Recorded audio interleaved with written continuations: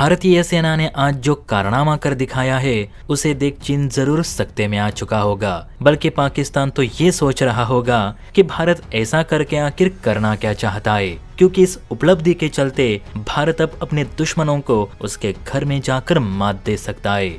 दरअसल हाल ही में भारतीय थल सेना ने नेवी के साथ मिलकर एम्फीबियस मिलिट्री एक्सरसाइज पूरी की है और ये वो समुद्री युद्धाभ्यास है जिसमें थल सेना के हेवी बैटल टैंक्स को लैंडिंग क्राफ्ट मैकेनाइज के जरिए समुद्र के रास्ते दुश्मन इलाकों में पहुंचाया जाता है। खबर के अनुसार भारतीय सेनाओं के संयुक्त अभ्यास यानी त्रिशूल के दौरान एक ऐसी युद्धक तकनीक का प्रदर्शन किया गया जिसे देखकर पाकिस्तान की रूह कांप गई होगी। बीते बुधवार को गुजरात के माधवपुर समुद्र तट पर भारतीय सेना के टैंक पहली बार समुद्र के रास्ते सफलतापूर्वक उतारे गए। आप सभी जानते हैं कि सेना के टैंक आमतौर पर जमीनी रास्ते से ही एक जगह से दूसरी जगह जा पाते। कभी कभी हल्के टैंकों को एयरलिफ्ट करके ऊंचे पहाड़ों में पहुंचाया जाता है, लेकिन वो बहुत खर्चीला काम है। लेकिन ये पहली बार हुआ जब भारत ने समुद्री रास्ते से अपने बैटल टैंक्स को जमीन पर उतारा। समुद्री रास्ते से टैंकों को सफलतापूर्वक ट्रांसपोर्ट कर सेना ने दिखा दिया है कि अगर जरूरत पड़ी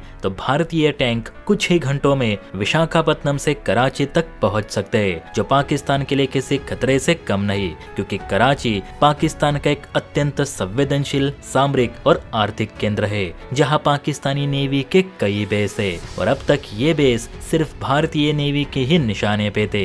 लेकिन इस एक्सरसाइज के बाद अब ये सारे पाक बेस आर्मी की भी जद में आ चुके हैं। रक्षा विश्लेषकों ने समुद्र के रास्ते टैंकों के परिचालन में मिली सफलता को सेना की बड़ी उपलब्धि बताया। उन्होंने कहा कि ये क्षमता दुश्मन के तटीय इलाकों में तुरंत कार्यवाही करने में भारतीय सेना की काफी मदद करेगी। अभ्यास के दौरान लैंडिंग क्राफ्ट मैकेनाइज यानी LCM का उपयोग करते हुए पैदल सेना और भारी बख्तरबंद टैंकों को समुद्री रास्ते से सफलतापूर्वक तट पर उतारा गया। इससे साबित हो चुका है कि भारत अब युद्धकालीन परिस्थितियों में समुद्र के रास्ते अपने टैंक्स को कहीं पर भी तेजी से तैनात कर सकता है। ऑपरेशन सिंदूर के बाद से ही भारतीय सेनाओं में कई बड़े बदलाव किए जा रहे।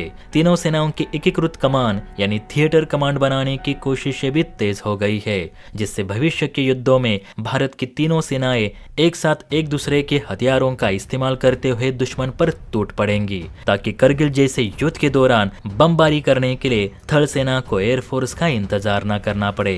ऑपरेशन त्रिशूल में भारतीय थल सेना, नौसेना और वायुसेना की संयुक्त ताकत का प्रदर्शन पूरी दुनिया ने देखा, बल्कि इस एक्सरसाइज की पाकिस्तान में भी खूब चर्चा हुई। इस अभ्यास से भारत ने अपने दुश्मनों को संदेश दिया है कि अगर जरूरत पड़ी तो समुद्र भी भारतीय टैंकों के लिए बाधा नहीं बन पाएगा। इसलिए भारत पर हमला करने से पहले 1000 बार जरूर सोचे।